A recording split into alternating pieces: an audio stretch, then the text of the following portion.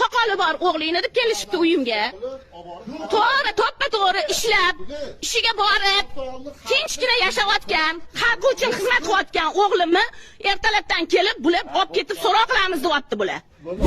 Ijtimoiy tarmoqda tarqalgan videoga ko'ra, bir insonni soqoli mavjud bo'lganligi sababli huquqni muhofaza qiluvchi organlar majburiy tarzda olib ketishmoqda. Keling ushbu videoga asosan soqoli mavjudligi uchun jinoyat bormi yoki qaysi holatlarda huquqni muhofaza qiluvchi organlar shaxslarni majburiy tarzda olib ketishlari mumkin?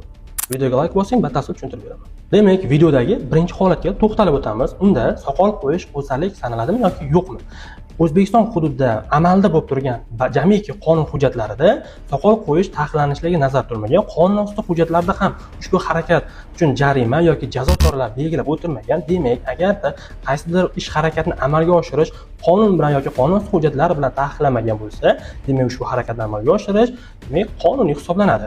Soqol qo'yish har bir insonning o'zining shaxsiy tanlovidir.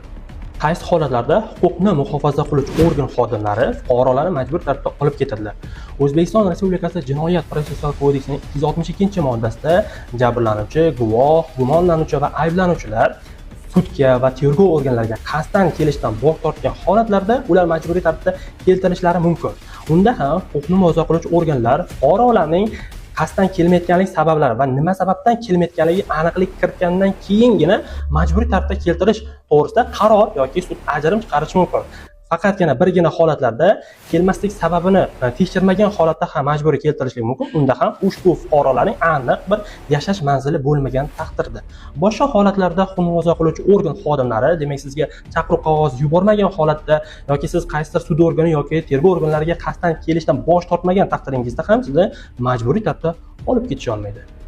Faqat soqoli borligi sababli huquqni muhofaza qiluvchi organ xodimlari idoraga fuqarolarni majburiy tarzda olib ketish harakatlari bu noqonuniy harakat hisoblanadi. Agarda siz ham xuddi shu kabi holatga duch kelsangiz, fuqarolar majburiy tarzda noqonuniy tarzda olib ketilayotganiga guvohi bo'lsangiz, sukut saqlamang va shikoyat qiling. Shu kabi huquqiy muammolaringiz mavjud bo'lsa, izohlarda savol so'zini qoldiring. Biz albatta siz bilan bog'lanib, huquqiy muammolaringizga yechim topishda amaliy yordam ko'rsatamiz. Ushbu kabi foydali ma'lumotlarni yo'qotib qo'ymaslik maqsadida sahifamizga obuna bo'lishni hamda videoni do'stlaringizga yuborib qo'yishni unutmang.